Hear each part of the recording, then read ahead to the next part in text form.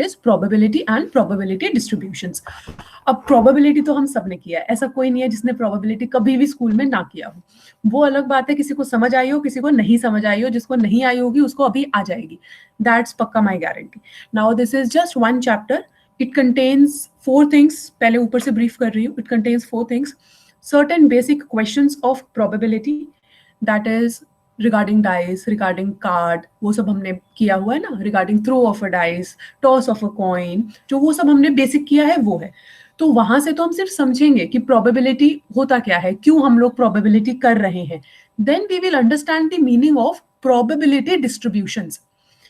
Probability distributions में हमारी 3 तरह की प्रोबेबिलिटी डिस्ट्रीब्यूशंस होती है. पहला तो ये हमें समझना है कि डिस्ट्रीब्यूशंस, प्रोबेबिलिटी डिस्ट्रीब्यूशंस मतलब क्या होता है.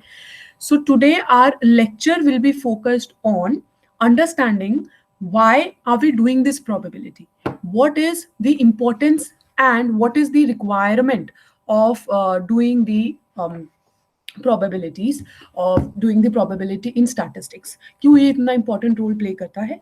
Then we will discuss about probability distributions and then we will discuss about the basic formula of probability and probably इतना ज्यादा हम लोग probability और probably यूज कर रहे हैं, वो भी सब पता चल जाएगा कि क्यों यूज किया जाता है probability, जहां पे किसी भी इवेंट के अकरेंस का अनसर्टेनिटी होता है, वहां पे हम probably यूज करते हैं probability.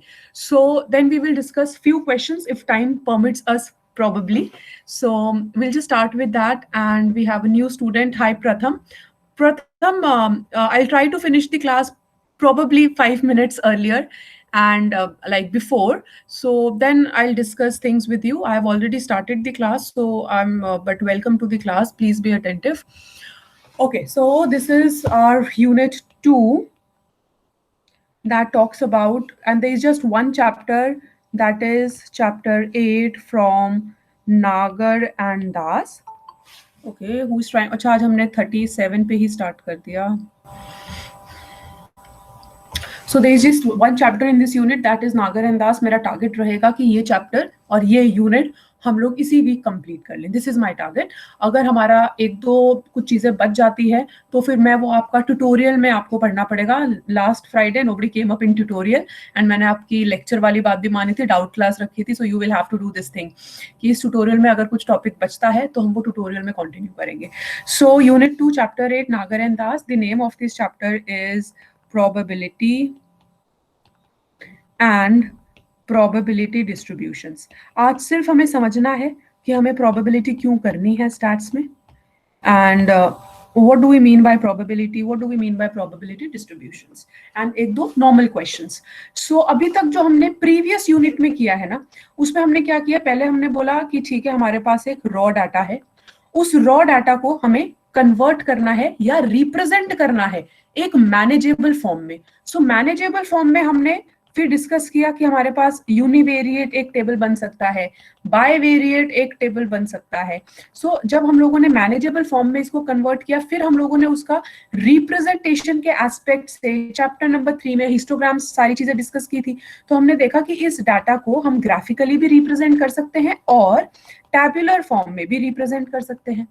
उसके बाद हमने देखा कि अच्छा हम तो इसका फ्रीक्वेंसी डिस्ट्रीब्यूशन टेबल भी ड्रॉ कर सकते हैं. सो फ्रीक्वेंसी डिस्ट्रीब्यूशन टेबल ड्रॉ करने के बाद फिर हम इसका फ्रीक्वेंसी कर्व भी प्लॉट कर सकते हैं, वहां से इसका मीडियन भी निकाल सकते हैं, फ्रीक्वेंसी पॉलीगन भी प्लॉट कर सकते हैं. So we discussed frequency curve, frequency polygons, histograms. जब ये सारी चीजें हमने सपोज हमने फ्रीक्वेंसी कर्व ड्रॉ किया, फिर हमने बोला कि यहाँ से तो हमारा मीडियन निकल सकता है. वो जब हमने लेस देन फ्रीक्वेंसी ड्रॉ की, more than frequency curve draw किया, जो लेस देन ऑजिव और मोर देन ऑजिव होते हैं, उसके बाद हमने बहुत सारी इंडाइसेस डिस्कस की, जैसे कि हम लोगों ने mean, median, mode, standard deviation, variance, correlation coefficient. तो हमने बहुत सारे इंडाइसेस डिस्कस किए. और ये इंडाइसेस हमने क्यों डिस्कस किए, क्यों फाइंड आउट किए, सो दैट हमारी पॉपुलेशन के कैरेक्टरिस्टिक्स कैसे हैं, उस पर्टिकुलर वेरिएबल के कैरेक्टरिस्टिक्स कैसे है, उसको हम लोग डिटरमिन कर पाए. So okay, one thing I would like to say, Akhil and गौरव, मुझे पता है मैंने बोला है कि मैं 10 मिनट वेट करूंगी, बट अगर हमारे पास क्लास स्ट्रेंथ बहुत ज्यादा हो जाती है ना, it's better that we start. तो आप लोग ये मत समझो कि क्लास 10:40 से स्टार्ट हो रही है, क्लास 10:30 से ही स्टार्ट है. सो अभी आपका कुछ हो गया मिस, वो 2-4 मिनट वाला. Okay, coming back to this now, क्योंकि हमने वेरियस इंडाइसेस फाइंड किए थे such as this mean, median, mode, standard deviation, correlation coefficient, ये सब हमने क्यों फाइंड किया था? टू डिटरमिन वेरियस कैरेक्टरिस्टिक्स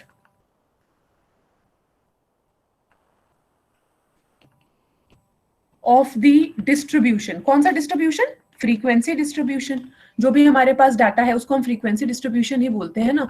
तो जब हम लोग ये चीजें फाइंड आउट करते हैं ना, हमने कुछ जनरल अजम्पशंस ली थी for our convenience, for general चीजों के लिए, मतलब जनरल कंक्लूजन्स डिराइव करने के लिए। जैसे कि हमने कुछ अजम्पशंस ली हैं चीजें सॉल्व करने के लिए। If you talk about first assumption, so एक तो अगर हम लोगों के पास सपोज क्लास इंटरवल है 10 to 20, this is class interval, and अगर हमारे पास फ्रीक्वेंसी है 5, तो हमने क्या किया, इसका मिड पॉइंट लिया था 15। हमने क्या बोला कि हम लोग एज्यूम कर रहे हैं, हम ये जनरल अजम्पशन ले रहे हैं कि इस क्लास इंटरवल में जो भी, सपोज अगर हम ये बोल रहे हैं कि ये 10 to 20 का एज ग्रुप है और इसके अंदर कितने लोगों को से कोविड हुआ है, फाइन, तो हम यहाँ पे बोल रहे हैं 10 to 20 का एज ग्रुप नहीं ले रहे। अब हम एज्यूम कर रहे हैं कि इस 10 to 20 के एज ग्रुप में जो भी लोग हैं उनकी 15 ईयर्स ऑफ एज है। ये तो हमने अपनी कन्वीनियंसी के हिसाब से ले लिया। तो अब हमारे पास जो इसका इंडाइसिस का रिजल्ट आएगा, जो ये मीन, मीडियन, मोड का रिजल्ट आएगा, या कोरिलेशन भी अगर हम बाइवेरिएट ग्रुप कोरिलेशन कोफिशिएंट निकालेंगे, तो उसमें तो एरर होना ऑब्वियसली लाजमी सी बात है कि एरर तो उसमें होएगी ही होएगी। सॉरी। सेकेंड, हमने एक और जनरल अजम्पशन क्या लिया था, जब हमने पॉलीगन की बात की थी चैप्टर 3 में, उसमें हमने बोला था कि हमारा फ्री हैंड पॉलीगन ड्रॉ करते हैं। याद होगा आपको कि हम जनरली तो मिड पॉइंट ड्रॉ करते हैं। मिड पॉइंट हिस्टोग्राम का जो मिड पॉइंट होता है, जो उस पर्टिकुलर कॉलम का, उसको अगर हम पॉइंट बाय पॉइंट ज्वाइन करेंगे तो हम लोगों का एक किंक बीच में आ जाएगा। पर हमने बोला कि हम फ्रीक्वेंसी कर्व को फ्री हैंड ड्रॉ करेंगे, if you guys remember this. तो जैसे ही फ्री हैंड हमने ड्रॉ कर दिया, इसका मतलब हमने पॉइंट बाय पॉइंट नहीं लिया और कुछ हमारी जो एक्चुअल वैल्यूज होनी चाहिए वो मिस हो गई। सो यहाँ पे जो हम ये पॉइंट टू पॉइंट नहीं लेते हैं, उस वजह से भी हमारा जो ये इंडाइसिस हम अकर कर रहे हैं, चाहे वो लेस देन ऑजिव ड्रॉ करें, मोर देन ऑजिव ड्रॉ करें, मीडियन निकालें, तो उसके बाद हमारा कुछ ना कुछ एरर उसके अंदर हो जाता है। सिमिलरली जब हमने रिग्रेशन के टाइम पे सॉल्व किया था, तो रिग्रेशन में भी हमने क्या बोला, हम चाहे y ऑन x को रिग्रेस करें, चाहे x ऑन y रिग्रेस करें, तो हमारा टारगेट क्या होना चाहिए कि जो हम लोगों के एरर्स हैं उन एरर्स को हम मिनिमाइज करें। हमने बोला एरर्स मिनिमाइज करनी है, जीरो नहीं बोला हम लोगों ने, मिनिमाइज करनी है। तो हमने मेथड लिया लीस्ट स्क्वायर मेथड, जहां पे हम इन डिस्क्रिपेंसीज को मिनिमाइज करते हुए एस्टिमेट करते हैं। अब मैंने आपको, if you guys remember, while estimating the value of y given the value of x, मैंने आपको ग्राफ में भी प्लॉट करके बताया था कि हमारी कुछ एरर आती है। वो एरर पॉजिटिव भी हो सकती है और वो एरर नेगेटिव भी हो सकती है। Do you guys remember this? Do guys remember वो जो मैंने ग्राफ में भी प्लॉट करके वैल्यू एस्टिमेट की थी? How many guys remember? Just reply quickly on chat please. Please reply quickly on chat. Do you guys remember this?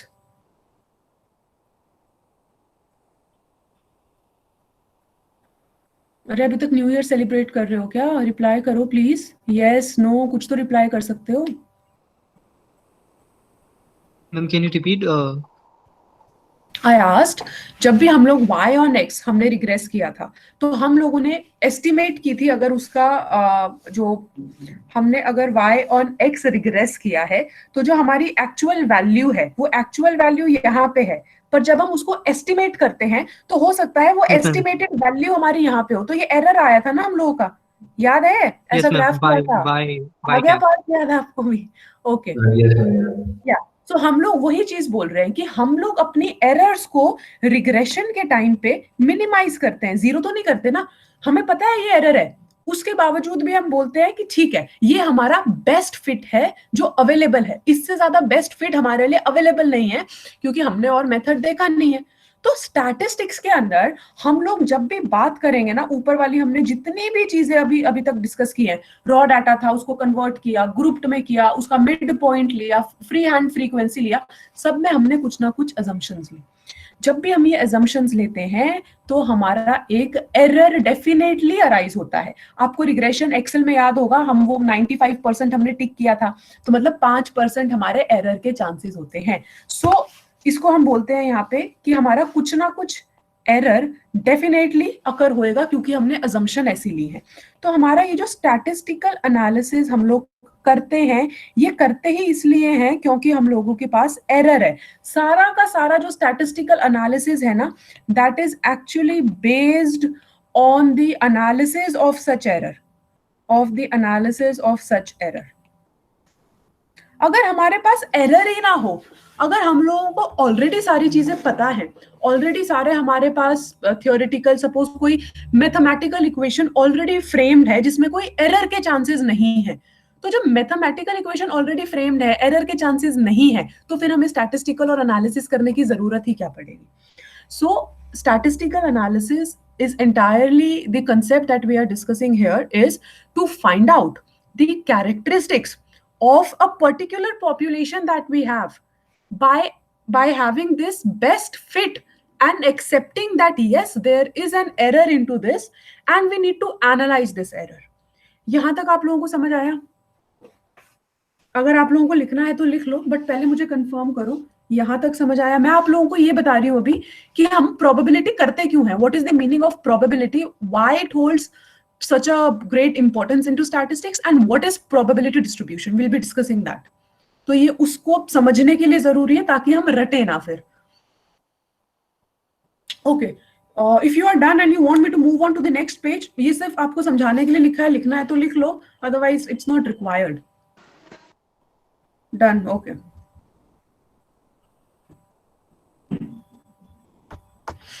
All right. So if anybody wants me to wait, please message. Otherwise, I'm just moving on. Okay. So अब हमारा ना, I'll just write 2 points here so that it becomes clear to you, or 3 points probably. So number 1, in statistics, we take approximation. जैसे 10 to 20 में mid value 15 आ गई, histogram में assume कर लिया, free hand draw करो, अप्रोक्सीमेशन लेते हैं। But साथ में हम ये भी इंश्योर करते हैं कि जो एरर हो रही है वो रीजनेबल लिमिट्स के अंदर हो। I just write the sentence first, and ensure that the error is within reasonable limits.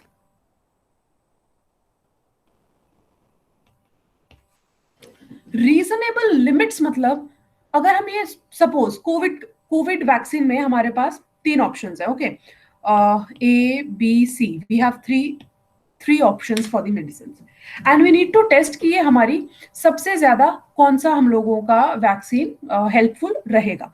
तो रीजनेबल लिमिट्स मतलब हम ये तो नहीं बोल सकते ना कि ठीक है ये 10% काम करेगी, ये 20% काम करेगी, ये 50% काम करेगी, तो चलो कोई बात नहीं, सबसे ज्यादा तो यही काम कर रही है, इसी को यूज कर लो। ऐसा तो नहीं होगा ना, हमें कुछ ना कुछ तो लिमिट लगानी पड़ेगी। भाई 50% ही तो कर रही है, 50% तो नहीं कर रही, 50% तो ये मतलब हार्मफुल है या हार्मफुल इफेक्ट्स कर सकती है, सपोज जो रिमेनिंग होंगे वो 50 होंगे। तो रीजनेबल लिमिट्स होने चाहिए हमारे पास। तो एरर लो पर रीजनेबल लिमिट्स के अंदर error low. So this is what this first statement is trying to say. Number 2, what I'm saying is कि अगर हम लोगों का स्टैटिस्टिकल एनालिसिस करने से फायदा क्या होता है, अगर हमारे पास एक प्रॉपर मैथमेटिकल इक्वेशन आ जाएगी तो वहां तो हम लोगों के पास ऑप्शन ही नहीं रहेगा कि हम लोग कैरेक्टरिस्टिक्स के बारे में बहुत ज्यादा डिस्कस कर सकें। क्योंकि अगर हम लोगों ने अप्रोक्सीमेट वैल्यू लिया है और हमने एक एरर के चांस भी ले लिए कि भाई हो सकता है ये 95% तो हमें दिखा रहा है, पर क्योंकि हमने अप्रोक्सीमेट वैल्यू लिया है तो हो सकता है ये 93% हेल्पफुल हो सकता है 97% हेल्पफुल हो। तो हम पॉपुलेशन के बारे में बहुत सारी चीजें डिस्कस कर सकते हैं, कैरेक्टरिस्टिक्स के बारे में बहुत कुछ बोल सकते हैं जब भी हम लोग एरर के टर्म से स्टैटिस्टिकल एनालिसिस करते हैं। So this is one of the advantage. Do you want me to write this? I'll just write it down quickly. Lot more inferences can be drawn about the population. I'm writing POP to the power n characteristics. Otherwise,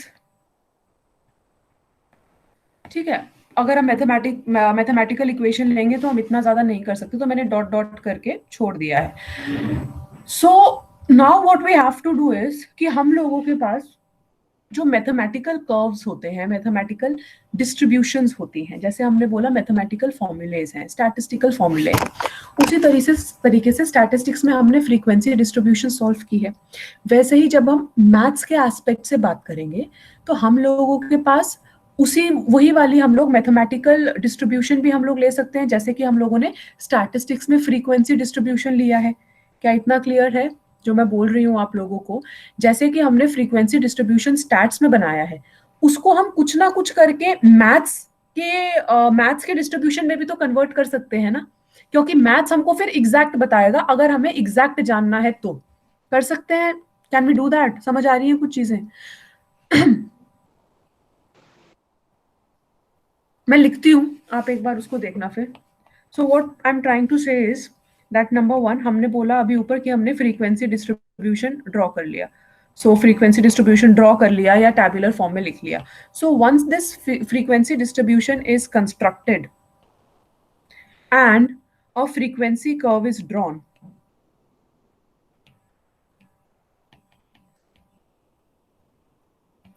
we proceed to approximate this curve by some well-known form of mathematical curves। यहाँ पे देखो term use हुई है well known form of mathematical curve. आगे देखना, whose properties are already known। So what I'm saying is कि जो हमारा ये फ्रीक्वेंसी डिस्ट्रीब्यूशन टेबल है, फ्रीक्वेंसी डिस्ट्रीब्यूशन कर्व है, हमने कर्व भी तो डिस्कस किए थे ना, वो positively skewed, negatively skewed, symmetrical discuss किया था ना, वो सब स्क्यूनेस के अंदर वो फ्रीक्वेंसी डिस्ट्रीब्यूशन ही तो था जो हमने लिया था। याद है ना ये कर्व्स? ये कर्व्स याद है? Yes, हाँ, ma'am. ये वाले जो कर्व्स हैं, ये वाले हमारे कर्व्स आए थे जब हमने स्टैटिस्टिक्स के एस्पेक्ट से फ्रीक्वेंसी डिस्ट्रीब्यूशन ली थी। अब हम क्या बोल रहे हैं कि ये हमने फ्रीक्वेंसी डिस्ट्रीब्यूशन ले ली, इस फ्रीक्वेंसी डिस्ट्रीब्यूशन को हमने फ्रीक्वेंसी कर्व में भी कन्वर्ट कर दिया। अब हम ये बोल रहे हैं कि हमारे लिए ये बेटर होगा कि, क्योंकि ये तो अब हमको पता नहीं, यहाँ पे तो हमको एनालाइज करना पड़ेगा कि हमारा इस पॉपुलेशन के कैरेक्टरिस्टिक्स कैसे होंगे जो हम इंडाइसेस डिस्कस कर चुके हैं। अगर हम इस कर्व को, इस फ्रीक्वेंसी डिस्ट्रीब्यूशन को कन्वर्ट कर देते हैं मैथमेटिकल कर्व के अंदर, उस मैथमेटिकल कर्व के अंदर या उस मैथमेटिकल डिस्ट्रीब्यूशन के अंदर जिनकी प्रॉपर्टीज हमको ऑलरेडी पता है, तो हमारे लिए इस पॉपुलेशन के कैरेक्टरिस्टिक्स को डिटरमिन करना, कमेंट करना इजी हो जाएगा। इतना समझ आया? मैम एक एग्जांपल दे दो मैम, जिसमें आप जैसे कन्वर्ट करके बताओगे मैथमेटिकल सारे टर्म्स में। एग्जाम्पल, सब एग्जाम्पल दूंगी। इतना समझ आया बस, ये मतलब जो बोला वो समझ आया कि हम लोग क्या कर रहे हैं।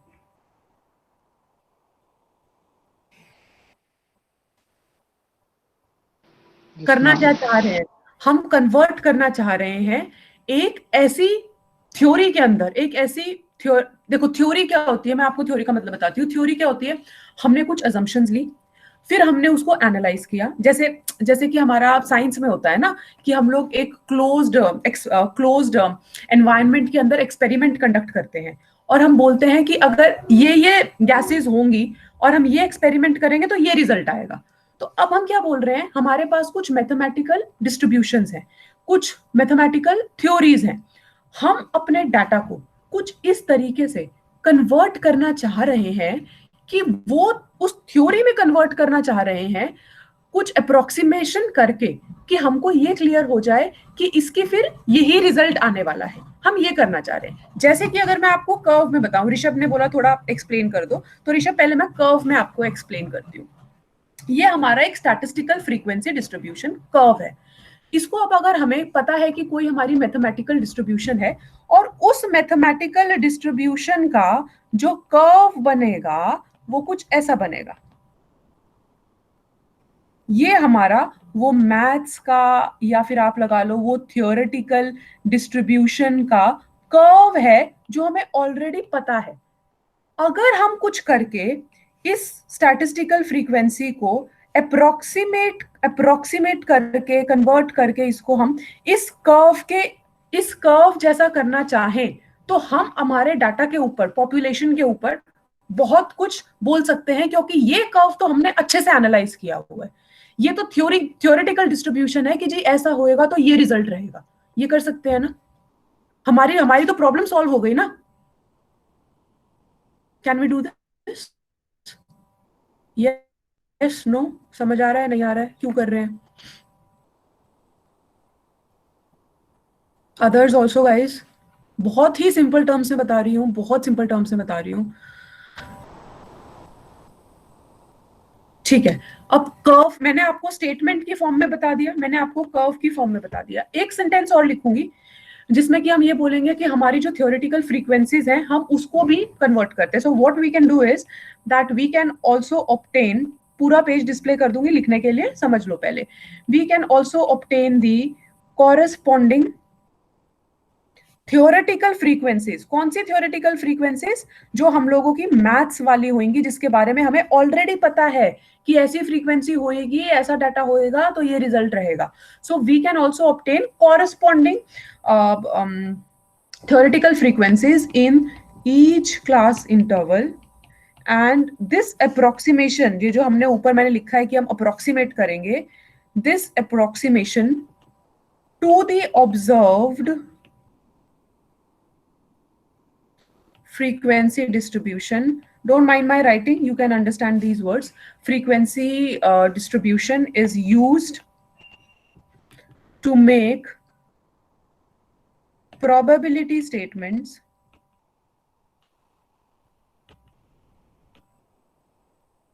about the characteristics of the population.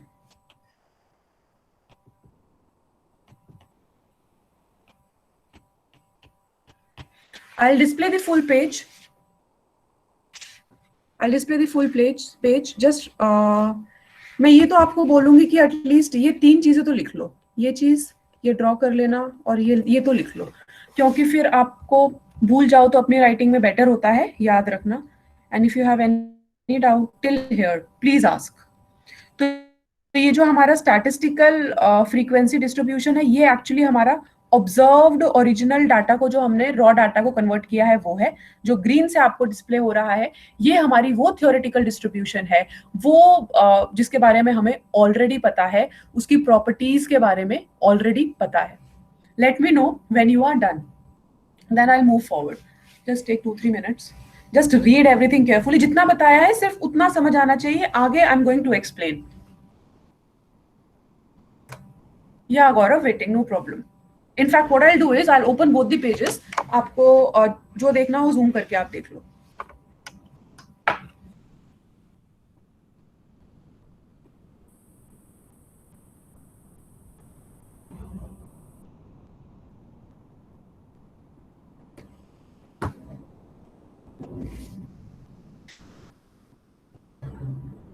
Let me know, Gaurav, when you are done, and others also.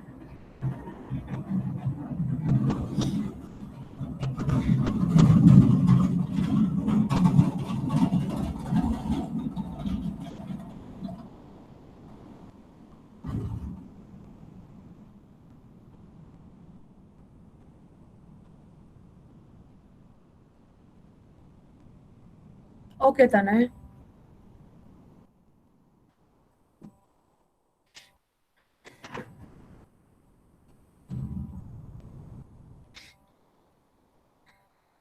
All right, Gaurav. So anybody else wants me to wait?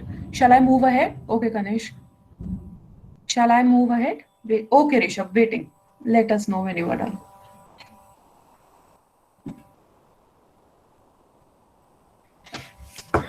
Okay, Priya.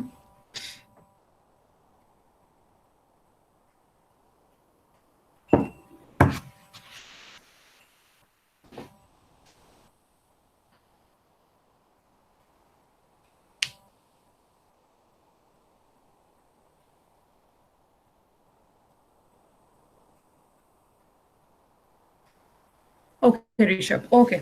So now अभी हमने बात की theoretical distributions की। तो हम लोगों के syllabus में 3 टाइप की डिस्ट्रीब्यूशंस हैं जो हमें करनी है। Number 1 binomial distribution, number 2 Poisson distribution,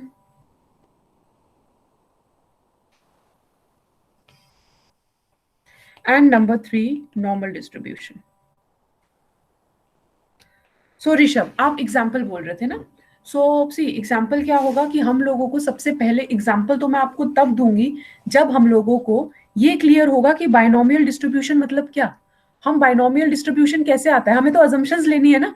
ये तो एक तरीके से हमारी थ्योरीज हैं कि हम लोगों की, अगर मान लो कि हम लोगों को बहुत ही ज्यादा कम चांसेस हैं, बट हमने उसको पहले मैं आपको बेसिक्स ऑफ, सो मैं सिर्फ ऋषभ को रेफर कर रही हूँ, अभी आप लोग कंफ्यूज मत होना, if he knows the basics of probability. अगर हम लोगों को ये देखना है कि हम लोगों का कोई एक पॉपुलेशन है जिसका हमें पता है कि जो मीन है वो 0 आ रहा है, और जो उसका स्टैंडर्ड डेविएशन है वो सपोज 1 आ रहा है, ठीक है, नेचुरली फिर वेरिएंस भी 1 होगा। तो अगर हम लोगों का कोई ऐसा पॉपुलेशन एग्जिस्ट करता है, इसका मतलब वो हमारा नॉर्मल डिस्ट्रीब्यूशन के अंदर फॉल करेगा। फिर इस नॉर्मल डिस्ट्रीब्यूशन का जो फॉर्मूला हम डिस्कस करेंगे, नॉर्मल डिस्ट्रीब्यूशन को हम z इक्वल टू करके x बार माइनस ऐसे करके हमारा एक फॉर्मूला होता है। तो पहले मैं आपको 1 बाय 1 जब हम ये डिस्ट्रीब्यूशंस लेंगे ना, तो पहले तो मैं आपको प्रॉपर्टीज बताऊंगी कि इसके अंदर ये प्रॉपर्टी होगी, तो फिर हम लोग ये वाला डिस्ट्रीब्यूशन यूज करेंगे, और इस डिस्ट्रीब्यूशन के अंदर ये वाला फॉर्मूला यूज करेंगे, और फिर जाके उसका प्रोबेबिलिटी का निकालेंगे कि इस इवेंट के अकर होने की सपोज 0.23 प्रोबेबिलिटी है। सो पहले तो हमको एजम्पशंस देखनी पड़ेंगी, फिर हम थ्योरी समझेंगे, फिर हम उसका फॉर्मूला, और उसके बाद फिर हम क्वेश्चन सॉल्व करेंगे। ऋषभ, कुछ क्लैरिटी आई?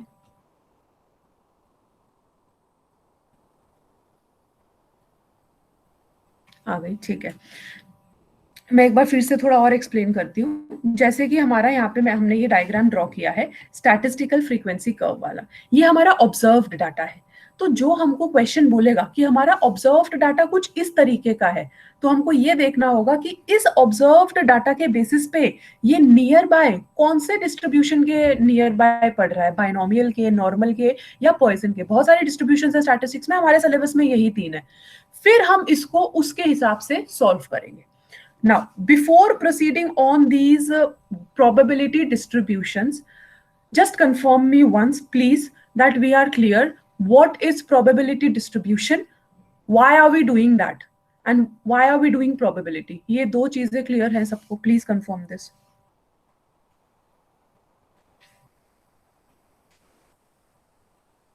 Anybody जिसको नहीं है, ठीक है।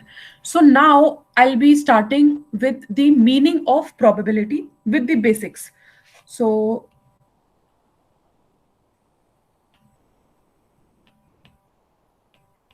सबने प्रोबेबिलिटी किया है, प्लीज मेंटेन पेशेंस, क्योंकि मैं स्टार्टिंग से करा रही हूँ। So you will have to maintain your patience. जैसे अभी मैंने कहा था, probably if we will have time we will solve the questions. So probability मतलब जब भी there is an element of uncertainty about the occurrence of some event, कि ये इवेंट अकर होगा या नहीं होगा, उससे एसोसिएटेड जहां पे भी अनसर्टेनिटी अकर होती है, रहती है, वो एलिमेंट रहता है, उसको हम बोलते हैं probability. I just right this down. Definitions नहीं पूछते आपसे एग्जाम्स में, but you should know. So probability means element of uncertainty about the occurrence of some event.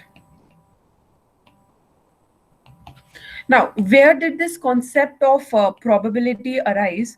So probability मतलब क्या हो गया, हम लोग एक्चुअली तो यही बोल रहे हैं ना कि कितने चांस हैं एक इवेंट अकर होने के, कितने चांस हैं कि ये इवेंट अकर होगा, कितने परसेंट चांस है, कितने परसेंट चांस नहीं है कि ये इवेंट अकर होगा।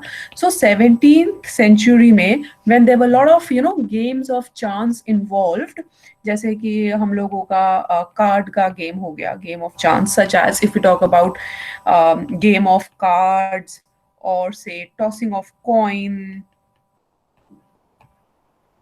सो उस टाइम पे, या अगर हम डाई की बात करें या डाइस की बात करें, तो उस टाइम पे ऐसे गेम्स बहुत होते थे। Yes Rishabh, dicing. सो उस टाइम पे ये सारे गेम्स बहुत होते थे जहां से एक्चुअली प्रोबेबिलिटी का कॉन्सेप्ट आया था, बेसिक्स ऑफ प्रोबेबिलिटी का। तो जो हमारी क्लासिकल डेफिनेशन ऑफ प्रोबेबिलिटी है, या जो अगर हम क्लासिकल प्रोबेबिलिटी की बात करें, वो एक सिंपल सी चीज बोलती है कि अगर हमें प्रोबेबिलिटी निकालनी है, this would be equal to कि हमारा total number of favourable chances कितने हैं divided by total number of जो इवेंट्स हमारे अकर हो सकते हैं। मैं अच्छे से क्लियरली लिखूंगी, ये हमारी क्लासिकल डेफिनेशन बोलती है। अगर हम इसको कुछ टर्म करना चाहें तो हम ये बोल सकते हैं that P is equal to small m divided by small n। I will write down what is this small n and what is this small n. So where this I'll give you time to write, where this small n is total number of equally likely, and we'll analyze every word carefully, equally likely and mutually exclusive ways in which the experiment can result.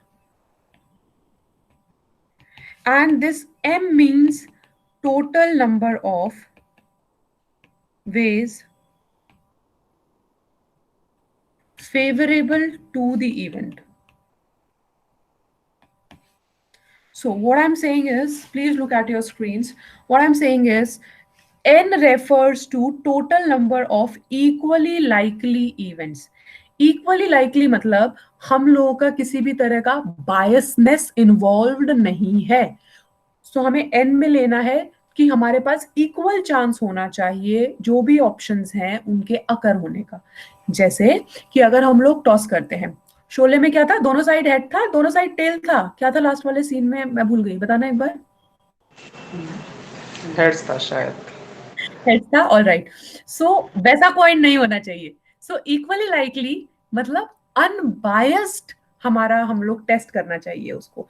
किसी किसी die के ऊपर हम लोगों का 2 बार 1 नहीं होना चाहिए, 2 बार 6 नहीं होना चाहिए। सो इक्वली लाइकली इवेंट्स हम लोगों को, इक्वली लाइकली जो हमारे ऑप्शंस हैं, वेज हैं, हमको वो लेने चाहिए। सो इक्वली लाइकली मतलब हो गया हमारा अनबायस्ड चीज, बायसनेस नहीं होनी चाहिए।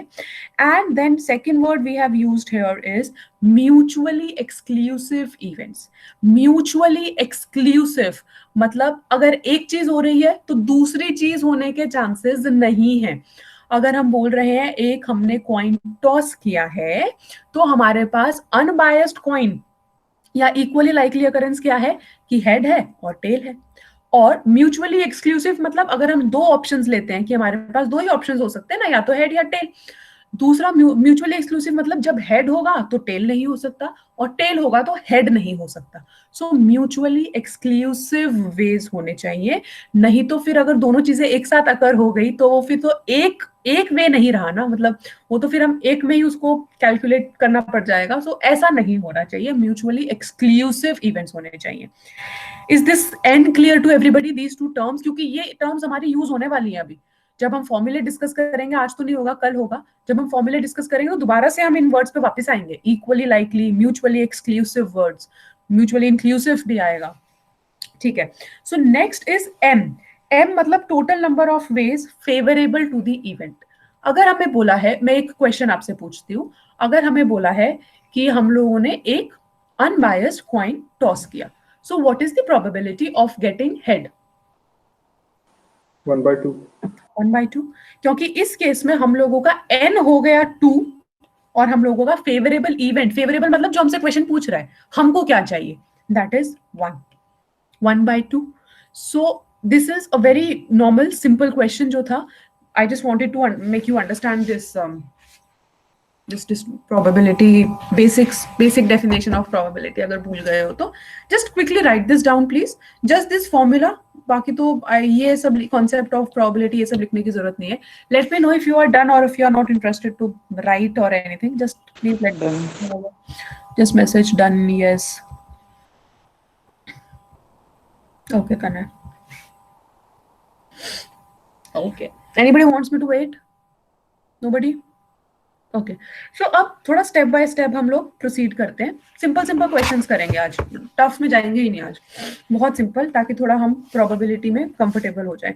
Suppose second question I am saying is that a die is thrown and it is an ideal die. Ideal die मतलब कि हमारा अनबायस्ड है, इक्वली लाइकली जो होने चाहिए वही है. It is an ideal die. What is the probability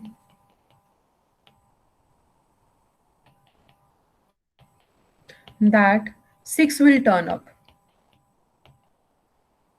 Okay, I don't reply. I'll just call out Gaurav. I wanted to call out names. Okay, so it's 1 by 6. Everybody got this? Any problem in this? Any problem in this? Any problem in this?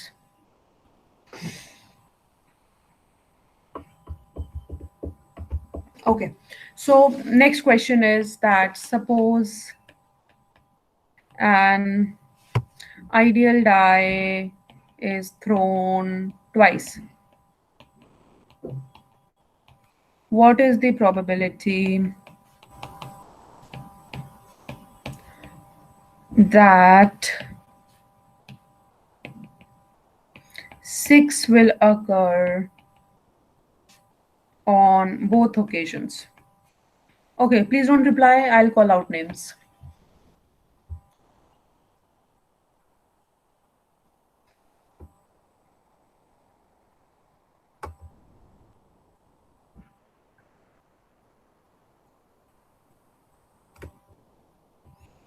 Parth, do we have you?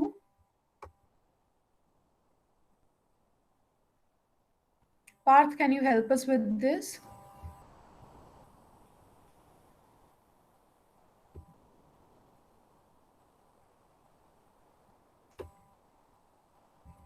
Okay, so I think Parth is not here. Chalo, tell him that he's been caught today. So Parth will not be given attendance. Acha, okay, now you are facing connection issue because some of your friend would have called you.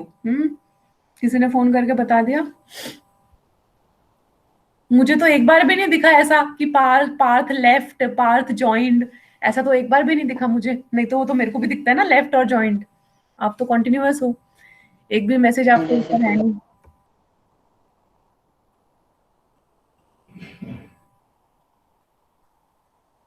Meeting है, अच्छा.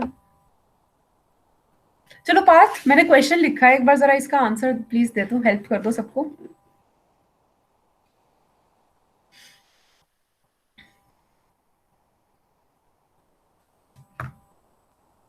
Waiting for you Partha.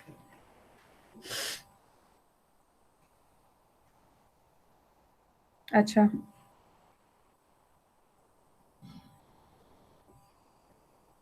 Akhil, you raised hand. Rishabh has also raised hand.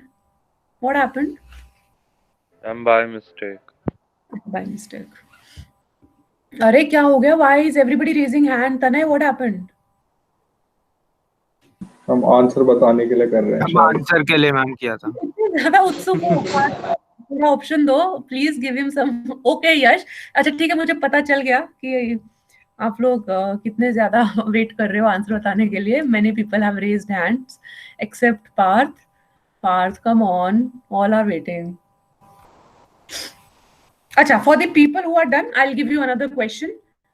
And so in the same question, so I'll just write down the question. What is the probability? Same hai, die is thrown twice. That there will be a sum of 10. Options लिखे होंगे ना? 1 by 18. Parth is saying 1 by 18. मैं बताऊं, शायद हो सकता है सही हो. बताइए. Ma'am I think 1/3. 1 by 3. किसका कह रहे हो? इसका कह रहे हो? Probability that 6 will appear on both occasions. Yes, ma'am. 2/6, 1/3. Ma'am 1/4 Yes, ma'am, लग रहा है 1/3 मेरे हो को. 1/12 नहीं आया किसी का? नो मैम 1/4, क्योंकि इसके अंदर या तो एक बार आ सकता है। तो एक मिनट, एक second, don't get confuse, first का आंसर दे रहे हो या सेकंड का दे रहे हो, पहले ये बताओ। मैम मैम 6 first- मैंने will लिख दिया। appear on both ओके ठीक है, both फर्स्ट का आंसर दे रहे हो आप लोग, ठीक है फर्स्ट। ठीक है। मैम तो फर्स्ट का तो मैं 1.36 है। मैं चैट में मैसेज देख रही हूँ बेटा, वर्बल तो अभी मेरे को याद नहीं रहेगा, so okay Parth, it is 1/36. Rishabh, how come you are saying 1/4? Everybody Ma'am, else is क्योंकि- right. The answer is 1/36. No, no, Tanay, it is not 1/3. Rishabh, how come you are getting Rishabh and Tanay? How come you are getting this answer? Ma'am क्योंकि हमारी सिर्फ दो possibilities है, क्योंकि जैसे या तो हमारा 6 आ सकता है और सेकंड वाले पे हमारा 6 नहीं आएगा। एक है हमारे पास पॉसिबिलिटी कि फर्स्ट वाले पे 6 ना आए, सेकंड पे 6 आए। एक है हमारी पॉसिबिलिटी कि दोनों पे 6 आ जाए, और एक है पॉसिबिलिटी कि दोनों में 6 ना आए। तो टोटल 4 पॉसिबिलिटीज होगी और हमारी फेवरेबल 1 है, तो 1/4 हो गया। ऋषभ, आपने क्वेश्चन गलत समझा। मैंने ये नहीं कहा कि 6 आना जरूरी है, और जब 6 आना जरूरी है तो क्या प्रोबेबिलिटी है कि 6 दोनों में आएगा, ये तो कहीं नहीं लिखा।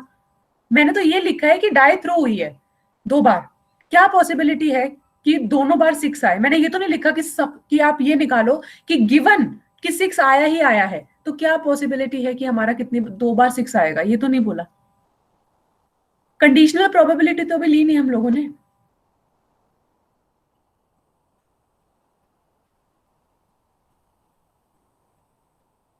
ऋषभ, कुछ क्लियर हुआ? मैम कर रहा हूँ मैम, प्रोसेस 2 सेकंड। तनय, अच्छा मैं एक बार ना एक्सप्लेन कर देती हूँ, कोई बात नहीं। I just explain this first question, it would be good. आप लोग एक बार देख लो, ऐसे ओपन एंडेड नहीं छोड़ेंगे। सो आई सेड कि हम लोगों ने डाई थ्रो किया है, तो हमारे ऑप्शंस क्या हैं कि हम लोगों के ऑप्शंस हैं, फर्स्ट अगर हमने थ्रो किया तो फर्स्ट में हमारा 1 आ सकता है, 2 आ सकता है, 3 आ सकता है, 4 आ सकता है, 5 आ सकता है, 6 आ सकता है। अब इस केस में yes, Rohan and Gaurav right.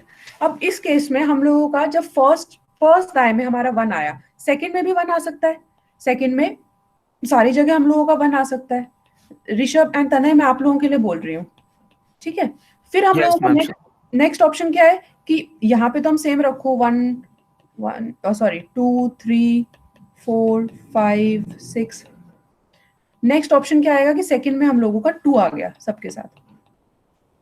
Ma'am आ गया मैम, समझ में आ गया ना, तो हमारा यहाँ पे एक लास्ट वो बनेगा जिसका आएगा 6।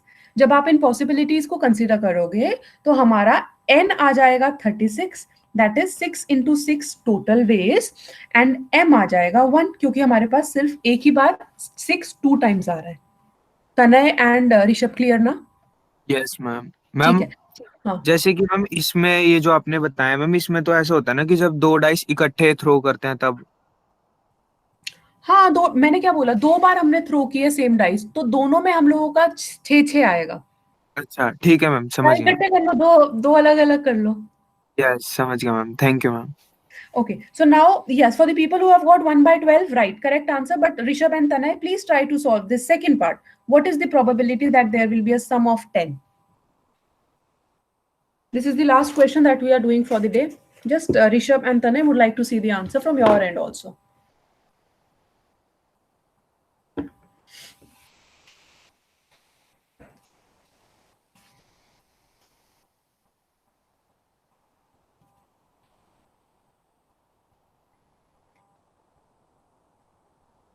मैम 1/12 आएगा। I think this was Tanay.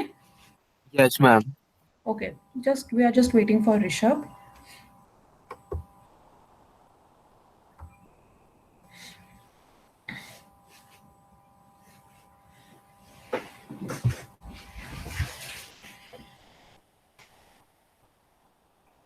Ma'am मेरा 1/18 आ रहा है।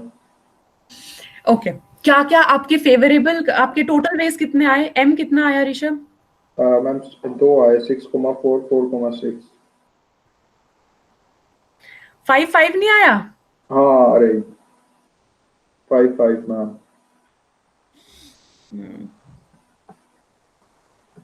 ठीक है, आ जाएगा ना 3/36? Yes ma'am. Okay, chalo. So tomorrow we'll solve a bit complicated questions of probability and we'll see if we can start with a distribution. मेरा target है कि मैं खत्म करा दूं इस वीक